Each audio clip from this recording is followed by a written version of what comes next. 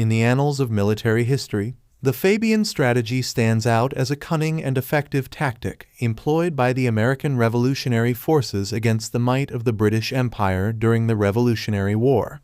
Named after the Roman general Quintus Fabius Maximus, who famously used a similar approach against the Carthaginian invader Hannibal during the Second Punic War. The Fabian strategy proved instrumental in prolonging the conflict and ultimately securing American independence. This article explores the origins, principles, and impact of the Fabian strategy in the context of the American Revolution. Origins and principles. The Fabian strategy derives its name from Quintus Fabius Maximus, who served as dictator of Rome during the Second Punic War in the 3rd century BCE. Facing the superior military might of the Carthaginian general Hannibal, Fabius advocated a cautious and indirect approach to warfare, avoiding direct confrontations with the enemy's main force while harassing and weakening them through hit-and-run tactics, ambushes, and attrition. The key principles of the Fabian strategy include patience, flexibility, and the preservation of one's own forces while wearing down the enemy through a war of attrition, rather than seeking decisive battles or pitched engagements. Proponents of the Fabian strategy emphasize the importance of conserving resources, maintaining the initiative, and exploiting the enemy's weaknesses and vulnerabilities. Application in the American Revolution. In the context of the American Revolutionary War, the Fabian strategy found a willing proponent in General George Washington, Commander-in-Chief of the Continental Army.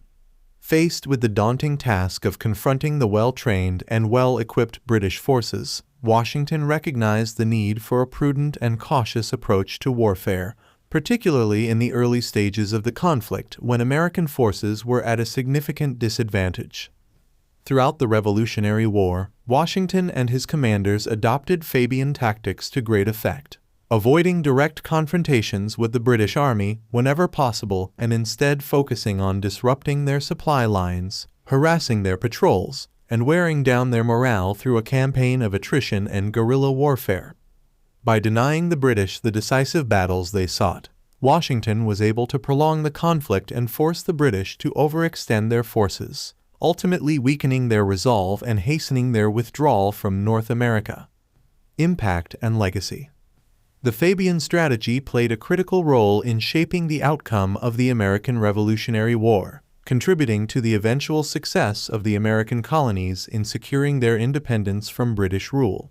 By employing a cautious and indirect approach to warfare, American forces under Washington's leadership were able to withstand the might of the British Empire and emerge victorious against overwhelming odds.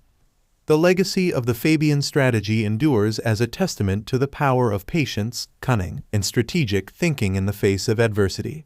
Its principles have been adopted and adapted by military leaders throughout history, serving as a timeless reminder of the effectiveness of unconventional tactics and asymmetrical warfare in challenging conventional power structures. Conclusion.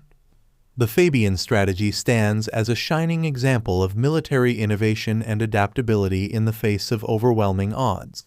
In the hands of General George Washington and the American Revolutionary Forces, it became a potent weapon against the might of the British Empire, contributing to the ultimate success of the American cause for independence.